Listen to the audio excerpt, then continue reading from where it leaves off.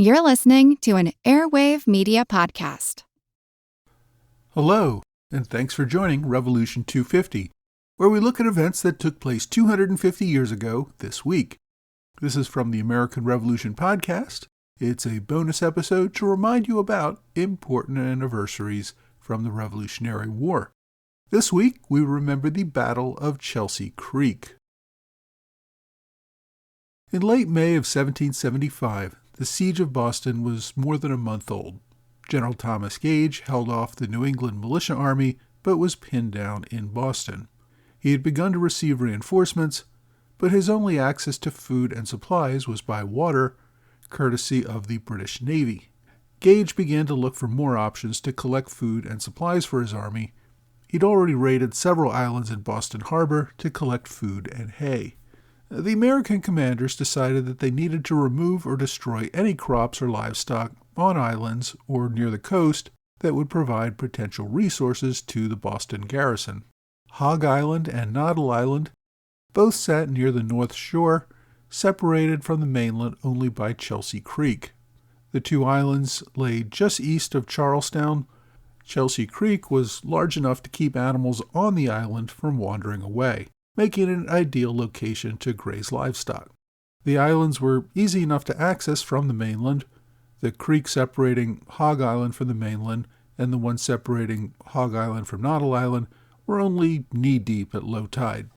General Gage received intelligence and warned Admiral Graves that provincials might be planning an island raid and ordered Graves to defend them. Graves deployed a small contingent of 40 Marines to Noddle Island. The Navy had relied on the island for access to food supplies, and of greater concern for Graves, the Navy kept a large supply of wooden materials on the island, which he used for ship repairs. Gage's intelligence proved correct. The provincials acted to remove the crops and animals for their own use and to deny them to the enemy. At dawn on May 27th, the Committee of Safety ordered Massachusetts Colonel John Nixon to lead several hundred soldiers onto Hog Island to herd the animals onto the mainland. They kept quiet and went unnoticed for most of the day. Then, after moving onto Noddle Island, they set fire to a barn that was full of hay at around 2 p.m. This fire alerted the Navy to their activity.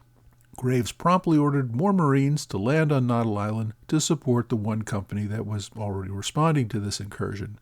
He also ordered his nephew, Lieutenant Thomas Graves, commander of a small sloop called the Diana, to sail up Chelsea Creek and cut off the enemy retreat. With Diana's cannon cutting off their retreat and the Marines attacking them on the island, the British hoped to surround and capture this provincial force. Remember, though, that I just said that Chelsea Creek was not very deep. The Diana could not get close enough. The provincials continued to drive the livestock off the island, while a few of them formed a rearguard action at the creek between Hog and Noddle Islands. This provincial rearguard action effectively stopped the British Marine advance, killing several of them and actually forcing the British to pull back. The Diana, attempting to get closer to the provincials, sailed a little too far up the creek into the shallow waters with the tide receding. The ship found itself stuck in the mud as evening fell. News of this grounded ship flew through the provincial camps around Cambridge.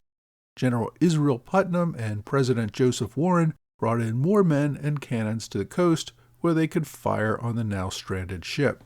The Diana attempted to fight back, supported by Marine cannons firing from a hill on Noddle Island.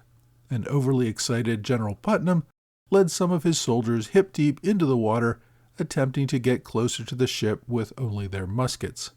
Admiral Graves deployed at least 2 cannons to Noddle Island and the ship Britannia to provide further cover for the Diana. The provincials brought 2 smaller cannons and about 1,000 men to the site in an attempt to capture the ship. And this marked the first time that the provincials fired cannons in battle since the fighting began. The firefight lasted well into the night. As the tide continued to flow out, the Diana not only was stuck to the bottom, but it began to tilt to one side, making it eventually impossible to fire her cannons. It got to the point where the crew couldn't even stand on the deck because the ship was almost on its side.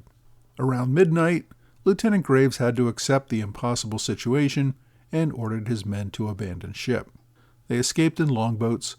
The provincials then stormed the abandoned ship. Still under fire from Natal Island and the Britannia, they looted everything of value, including 4 cannons and several swivel guns. They then set the ship on fire. In the pre-dawn hours of May 28th, the ship's powder magazine exploded, leaving only a burning wreck by dawn.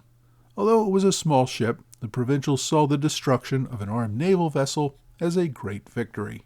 The provincials only reported a few wounded, none killed. Graves reported 2 sailors killed and several wounded. However, according to other sources, Graves deliberately underreported battle casualties. A witness in Boston reported at least 10 sailors were buried the day after the battle, with other dead from the battle buried elsewhere. Some estimates report as many as 30 sailors and Marines killed. British officers frequently undercounted battle deaths when trying to minimize their failures on the battlefield. The lost soldiers could easily be counted later as deaths from disease. British officers did not want to admit that the provincials had secured a pretty effective victory by destroying a British naval ship. I hope you've enjoyed this Revolution 250 moment. For more on the story, check out episode 61 of the American Revolution podcast.